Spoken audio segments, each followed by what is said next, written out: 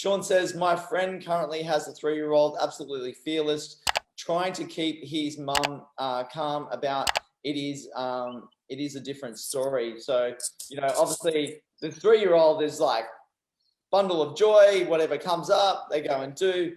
And then the parents are all kind of like, well, it's all a bit crazy.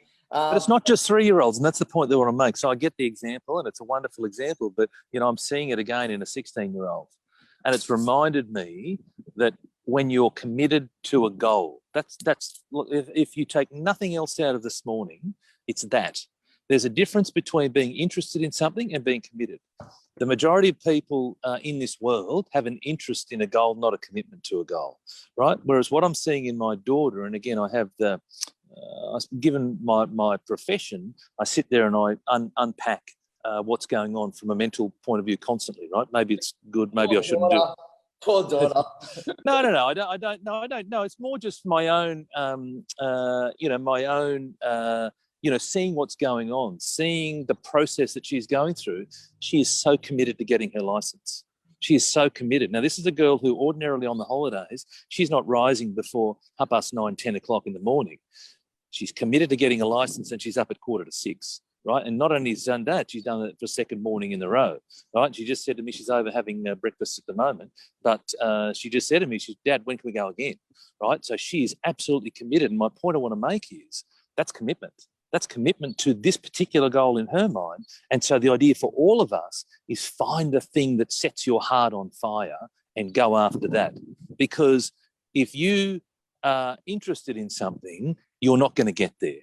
You're not going to get there. It's just never, ever, ever, ever, ever going to happen for you. You have to have commitment. Yeah, absolutely. We're 24 minutes in, Tony, and we're yet to go through the items. So I do want to, I guess on a theory side of things, let's just go through some of the ideas that I've written up. Are you or have you gone through a tough time, and how have you reacted? And I guess that is the whole thing about tenacity that we will really want to get through to the audience today, to just think about, you are going to have those tough times. You either now having them, or you've had them in the past, and you will have them in future. How do you actually react? Are you tenacious, or do you sit back on the couch? And I'd love to hear from everyone around that. What are your thoughts, Tony? Exactly. But it comes back to the commitment to the goal. Because when you're committed to a goal and you're going to have the inevitable adversities and obstacles that come up, then you have a choice to make. You either A, let those obstacles and adversities beat you, or B, you say, well, this is just yet another challenge for me to overcome because my goal is down there.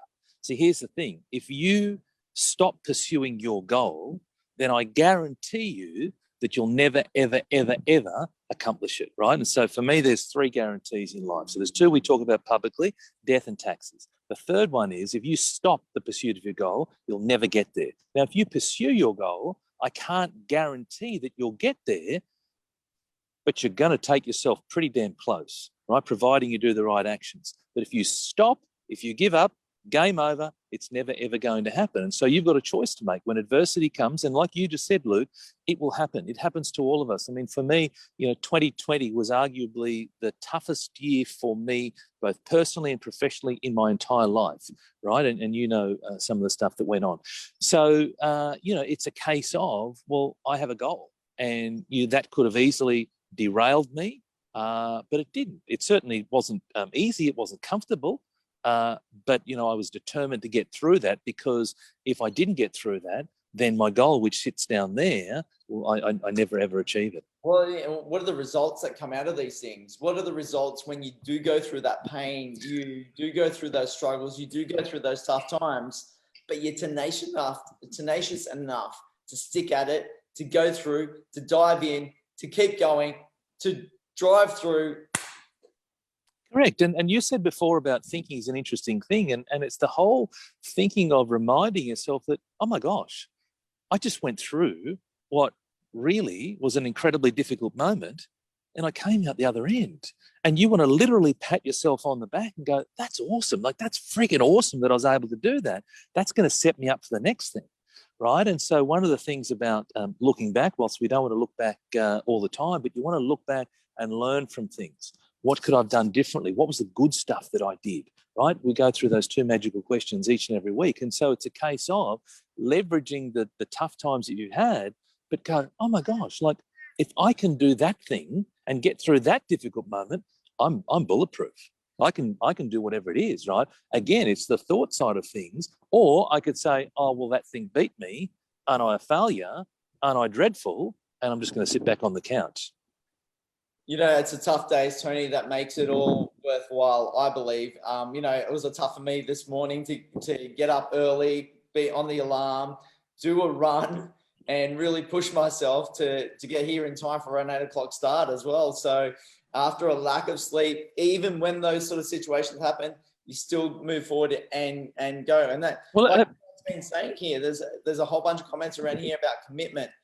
Sean says commitment to ourselves creates commitment to our goals. Absolutely. Mm-hmm. And Tony says, yes, commitment is the thing, her passion.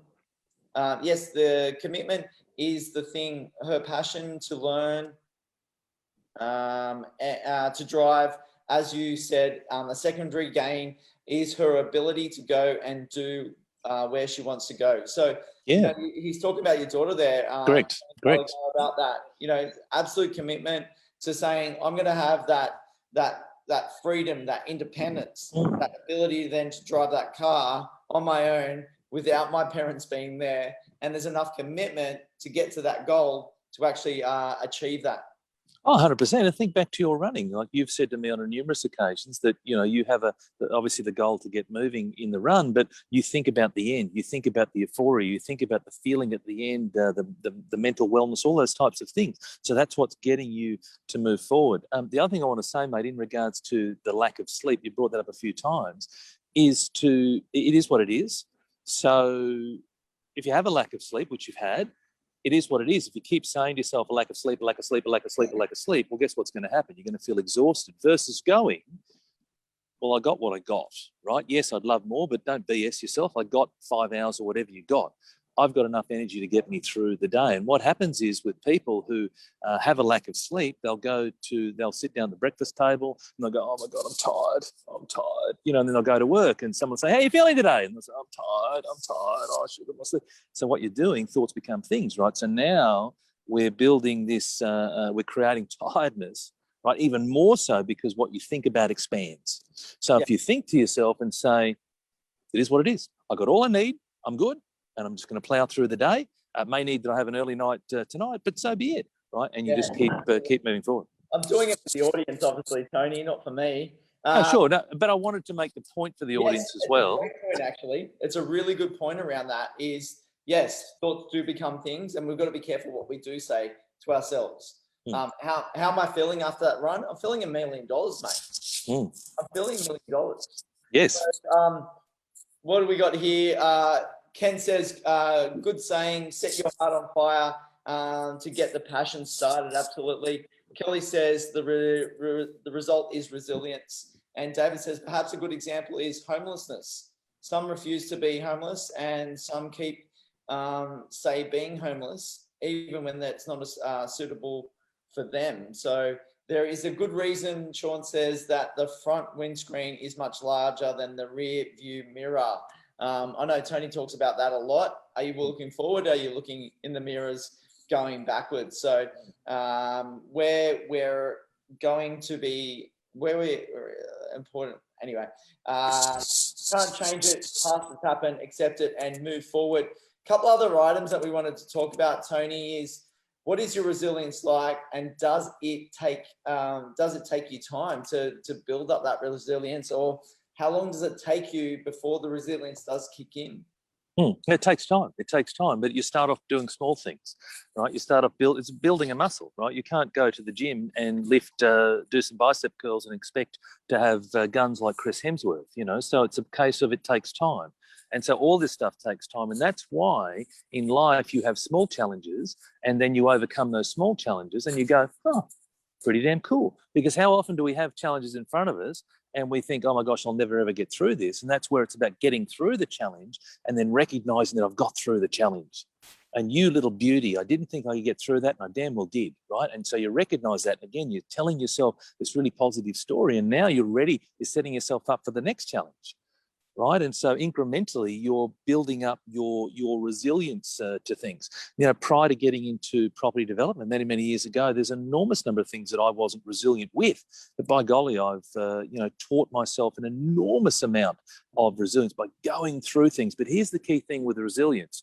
You only get it when you're on the field. It doesn't happen when you're sitting in the cheap seats. You have to put your boots on and you have to get on the field, and that's it. So you have to push through the fear, because it is fear to get on the field, right? But when you're on the field, that's the only place that you're going to build resilience. And get on the dance floor, Tony. Or whatever the field is, right? So it could be the dance floor, it could be whatever, right? But yes, exactly. I know how good you are a dancer. So, obviously being high school or primary school? Oh, I would say high school protege, Luke. Yeah. And then Sean's talking about building bricks on and off the dance floor. Absolutely. And Kelly says true. So we are talking about tenacity today. And I guess the last item we wanted to talk about is, do you have the patience to ride through the storm? It's like the whole thing about tenacity with patience. So can you actually, and I go back to thinking for a little bit there, Tony. Yep. The whole big thing about thinking and overthinking, do we actually have the tenacity just to actually have patience for ourselves to be in flow, to say, okay, that's not doing well now. That's a tough time. That's not going so well. I'm just going to go with the flow of it and allow it. And then know that in a week, in a month, in a year, like you went through in 2020, Tony, that things will get better. Yeah, so I understand your point. So I've got a slightly different view, and that is a bit similar to Gary Vee. And there's two speeds. So there's a macro speed and a micro speed. So that he talks about the micro speed being tenacious, do things, keep doing activities. Don't just take your hands off the wheel and just hope that things right. So you've got to do stuff, right? But you have a macro view of patience. I'm going to do a heap of things now, right, in whatever my chosen field is, or exercise or love and relationships, whatever it is. I'm going to be patient for the outcome. That's right. The outcome's not coming now. It's going to come down the track. What about with you with 2020, right? Correct. There would have been an element of patience that you had to have through many of those storms that 100% happened in your life. Yeah, right? 100%. It's a big thing for people to go. Then I just think to myself, is like, do we have to be tenacious in our patience? I like that. All right. Well, I look forward to seeing the post come up. I know you've been doing some cryptic posts. So look, patience is essential in all of this, because if it was easy to get an outcome, everybody would do it. Not everyone is doing it. Not everyone has a successful business. Not everybody has a successful relationship. Not everyone is fit and healthy. Not everybody, is got abundance of wealth. Right? It's about being patient for the outcome. If it happened easily, then it would go easily, which is another saying, which is easy come, easy go. And it doesn't teach us anything. See, life is about lessons, right? You're constantly getting these lessons thrown at you, whether you believe it or not, they're coming at you. Some of us tend to take the lesson. Others will sail right past it and just totally be oblivious to the fact that actually, oh, there goes a lesson and I missed that. Oh, there goes another lesson and I've missed that, and I'm missing those lessons. Whereas a lot of it, not a lot of us, but the minority of us will actually go, this is a lesson. What can I take from this lesson? How can I build, grow, be a better person as a result of it, learn new skills, etc. It's going to set me up for the next lesson and the next lesson and the next lesson. I talk about goal achievement in the sense of gates. My goal is down there. Here I am. Between me is a number of gates. It might be 20 gates, 50 gates, 100 gates, whatever it is. And each time I approach a gate, the gate's locked. And I have to make a choice. Am I going to do what's required to get through the gate, or is the gate going to beat me? And each of those gates is another lesson. It's another bit of adversity. It's another obstacle. It's another challenge. And I have to ask myself, is it worthwhile getting through this gate? And it comes back to what we said way back at the start, which is commitment, because that goal is on the other side of the gates, on the other side of about 50 gates. If I'm committed to it, well, guess what? I'm going to go through this next gate, and then I'm confronted with another and another and another. But if I'm not committed, then perhaps the gate stays locked, and at which point then I'll go. Do you jump the gate or do you burst through the gate? Oh, you can jump the gate if you want. You can go around. It's got to go through. You've got to get over the gate. So Are you over, smashing under, through around. the palings of the gate, or are you jumping that gate? What are you doing? There's another post for you. Well, it depends on what the gate is. Sometimes you do jump over. Sometimes you go around. Sometimes you go under. Sometimes you go through. As long as you get on the other side of it, right? So that's resourcefulness. So resourcefulness is, well, I've tried to go over and it's too damn tall. So what if I can go around it? What if I go through it? What if I go under it, right? That's resourcefulness, about finding a solution to get on the other side of that gate. The more questions I ask Tony, the longer this session is going to go. I know. Ken Murray says, I agree with thoughts. We all need to plant positive seeds in our minds. This will help get started with action. Positive thoughts bringing positive outcomes. Absolutely.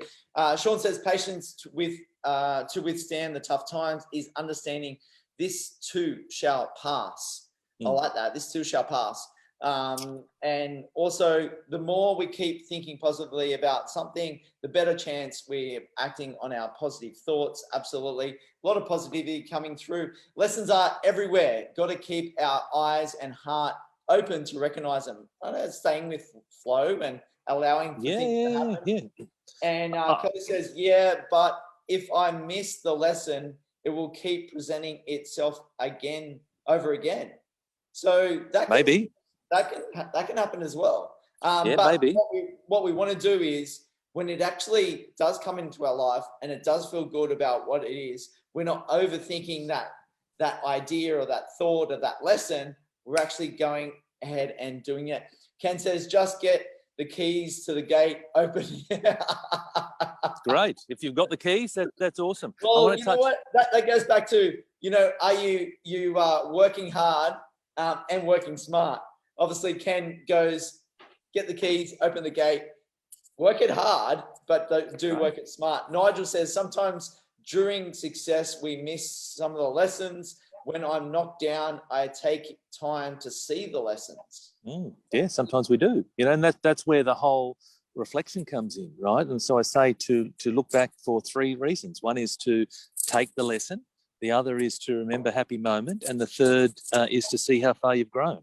Right, that's the whole idea. The whole idea of having a memory and to revisit why you're doing what you're doing is so that you don't keep repeating yourself. Now, it doesn't mean that it always works, so people can still repeat themselves. But the whole idea of the memory is to say, well, last time we did that was the outcome.